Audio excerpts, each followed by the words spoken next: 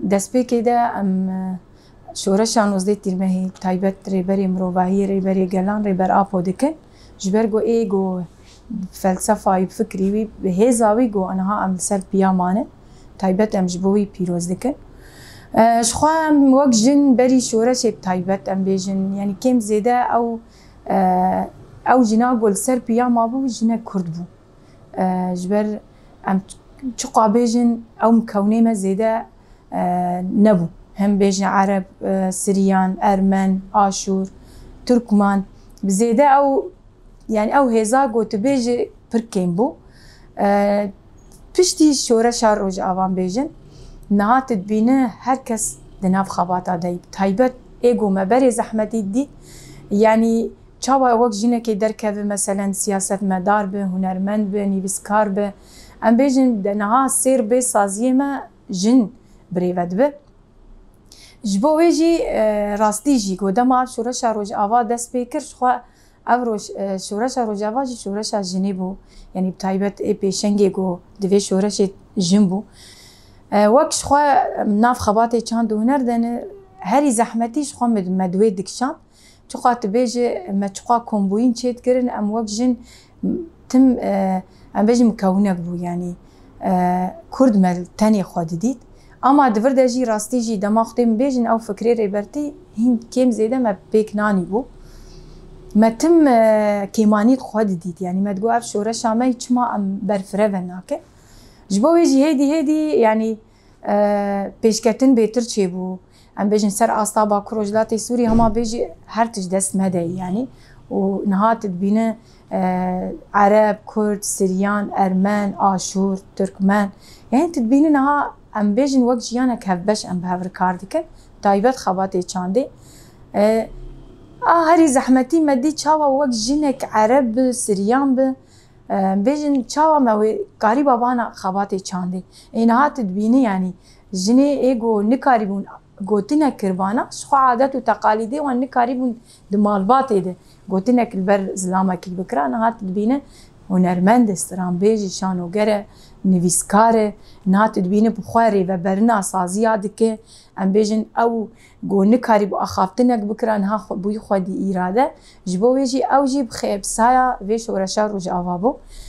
Gerek em jî xwedî lê derkevin yanî niha ew kêm zêde me bêjin serê sedî heştê ew fikrê rêbertî jî me pêk aniye. Bi saya wan şehîdê me got li nôzdê tîrmehê şehîd ketin em bêjin şehîdê Rojava taybet şehîdê me jin şehîd Barîn, şehîd Avesta yanî em jî bi wan birtînin bejna xwe li ber wan ditavînin rastî jî û çi qas êrişê got li ser me tê kirin yanî rojane dagirkeriyê Erdogan got li bajarokê me dagirker dike ama dîsa jî em wek bersivin çiqa êrişî me bike em ê hîn bêtir li ser piya bimînin mê bêtin berxwe bidin û mê bêtir xwedî li jina Kurd, Ereb, Ermen, Siryan em ê li her kesî derkevin. Ji bo wê jî ev erkê me ye û bangawaziya me hemû jinên got li ser asta Bakur Rojhilatê Sûrî jiyan dike û li ser asta her çarperçê Kurdistanê jiyan dike got xwedî li mafê xwe derkeve xwedî li nirxê xwe derkeve çiqa زحمتيها جي بكشين غيرك خدي الخدر كذا ساعتها خوش. المرأة ما كانت تقدر تدافع عن حالها، تكمل دراستها، تحقق حلمها وأهدافها، ما كانت تقدر تشتغل قبل. بس وقت صرنا بهالزمن بهالوقت يعني صار تقدر تدافع عن حالها، صار لها كلمة بالمجتمع، مساواة بين الرجل والمرأة، صار لها كلمة، صار تقدر تحقق أهدافها، تكمل دراستها. من وقت اللي فاتت الإدارة الذاتية الديمقراطية صار نعرف المكونات والديانات اللي مقابلنا. قبل ما كان نعرف هالشي، بس من وقت اللي صارت الإدارة الذاتية الديمقراطية صار في احترام للمكونات اللي مقابلنا. ما كان فيها العنصرية مثل ما يقولوا، ما في عنصرية داك.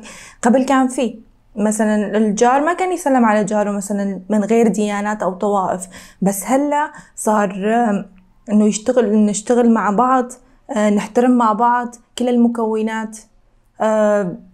مثل ما إنه يعني حسب ما إنه مثلا شيء عم نشوفه إنه صار في تطورات من وقت اللي صارت الإدارة الذاتية يعني للأحسن. يعني ما في لا العنصرية ولا مثلا في احترام للمكونات، صار نعرف عادات وتقاليد وثقافة وحرية القومية. يعني كل واحد عنده مثلا أهداف بالحياة، بس صار نعرف المكونات إنه أهداف وحرية وقومية كمان. بالنسبة لثورة 19 تموز، هي ثورة شمال شرق سوريا، قدمت إنجازات كثيرة للمرأة.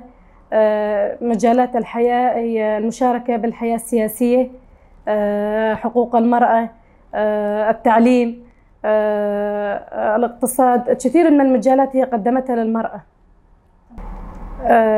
بالنسبة للتراثات الثقافية، يعني ثقافات متنوعة، بالثقافات العربية، بالثقافات الكردية، بالآشورية، كذا يعني أنواع مختلفة، بس كل واحد يتبع المنطقة اللي هو عايش بيها من خلال الفنون والآداب والموسيقى والدبكات العربية. من جميع التراثات الثقافية هي تم إحيائها بالمنطقة اللي إحنا عايشين بيها. بعد النظام الديمقراطي في شمال وشرق سوريا، التحارب العنصري، الترسيخ بين المجتمعات والحكم الذاتي، والمساومة، يعني المساواة بين الجنسين. قديما بعنصرية بالمناطق هاي الموجودة، بس بفضل الإدارة الذاتية يوم من اجت على هالمنطقة ما ظل عنصرية احنا بيناتنا كعرب ولا كرد ولا أي مكون كان، بالعكس صرنا مساواة.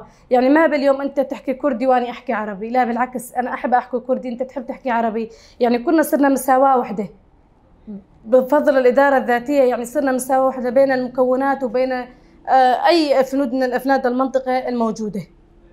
يعني بالنسبة لنا ما ظل أي عنصرية عن الشيء القديم الأولي، هذا كله تزحزح وراح عنا بالنسبة لمنطقتنا.